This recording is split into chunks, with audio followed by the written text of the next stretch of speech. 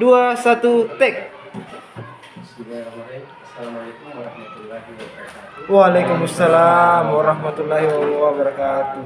Alhamdulillah pada pagi ini kita melaksanakan kegiatan yaitu modul 1.4 terkait dengan aksi nyata diseminasi budaya positif. Baik Bapak Ibu Guru yang saya hormati, pada kesempatan ini saya akan mempresentasikan diseminasi atau penyembaran terhadap Bapak dan Ibu Guru, di mana diseminasi budaya positif ini kita semua menginginkan mengharapkan agar di sekolah kita membangun budaya-budaya positif, agar budaya-budaya yang negatif itu pun harus kita tinggalkan semua. Mengapa? Karena di dalam pembahasan ini berdampak langsung terhadap guru dan murid itu sendiri. Baik, pada kesempatan ini sudah jelas kita lihat semua aksi nyata. Aksi nyata ini di dalam diseminasi sebentar ada video yang berdiferensiasi. Tentunya di dalam mengimplementasikan budaya positif atau kurikulum yang sedang berlangsung di Kabupaten Bulukumba ini bisa mengarahkan pengembangan itu menjadi bentuk pendidikan yang lebih baik ke depannya. Di sini kita harus memberikan salam sebagai guru penggerak.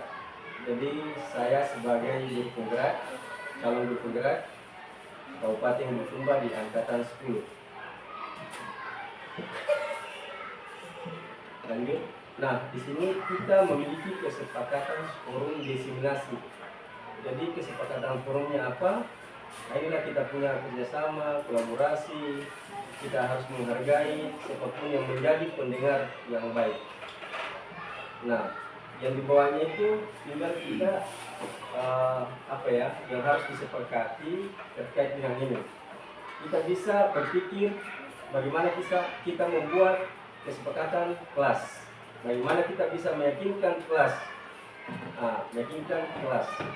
atau meyakinkan murid bahwa oh ini kalau ada murid yang terlambat diperlakukan seperti apa ketika dia datang ke kelas atau dia datang ke sekolah.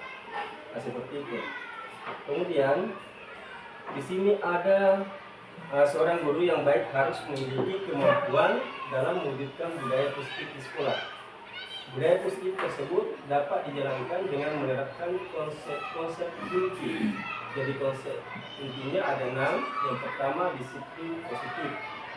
Disiplin positif di sini adalah kita sebagai pendidik dan tenaga pendidikan memiliki perilaku yang positif. Ya.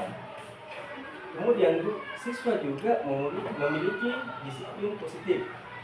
Mengapa kita harus terapkan ini disiplin positif? Karena setiap harinya kita kan berhadapan dengan murid.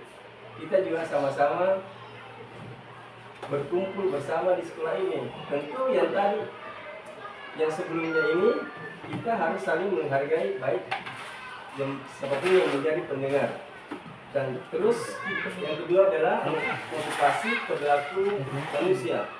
Di dalam memberikan motivasi manusia ini tentu tidak terlepas keseharian kita, memberikan dukungan, memberikan support, memberikan reward. Kita memberikan motivasi terus, bukan hanya kepada guru masing-masing ataupun siswa, tetapi kita saling berbagi. Bahkan kepala sekolah sekalipun kita harus diberikan motivasi. Itulah motivasi perilaku manusia.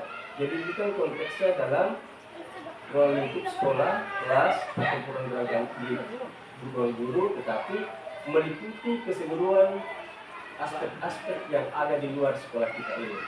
Kemudian ketiga, keyakinan sekolah yang tadi saya sampaikan dan keyakinan kelas. Bagaimana kita bisa memberikan keyakinan kelas, keyakinan sekolah, kalau tidak ada papan-papan yang kita atau poster-poster yang kita bisa tempel. Contoh seperti ini, ketika kita mengajar di dalam kelas. Nah, kenapa membuang sampah di sembarang tempat? Pertama, ini dampaknya adalah perilaku negatifnya terhadap anak. Kemudian yang kedua, kenapa terlambat ke sekolah? Ya. Ketiga, mengapa mencoret-coret dinding?